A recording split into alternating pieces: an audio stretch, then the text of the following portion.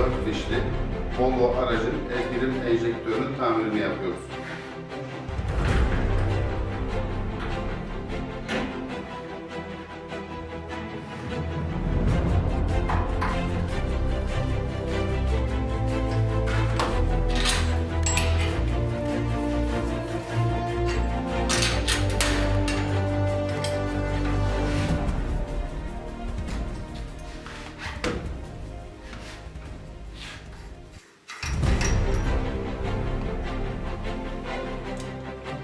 Enjektör mememiz.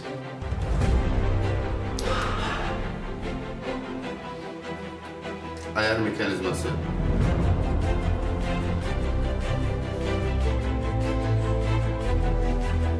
Valve kısmımız.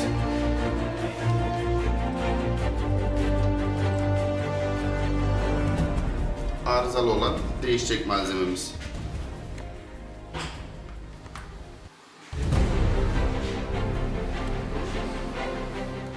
Yeni valfimiz.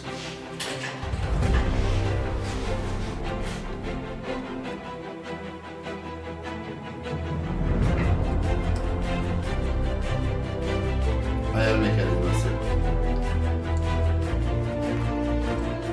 Yeni mememiz.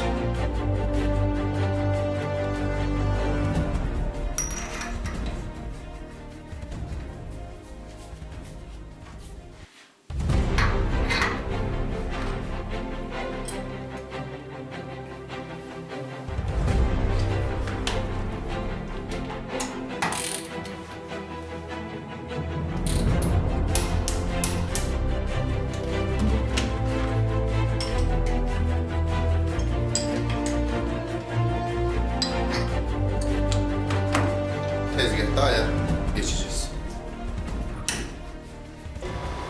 Pompamızın tezgah montajını yaptık. Şu anda teste başlıyoruz.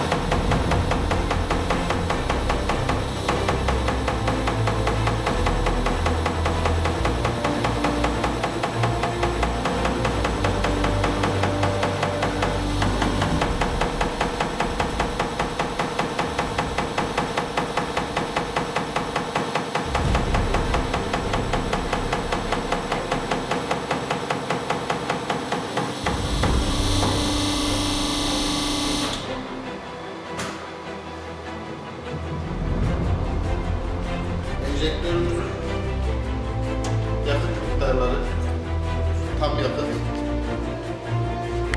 ara gaz ve rolant olmak üzere testimiz başarıyla tamamlanmıştır.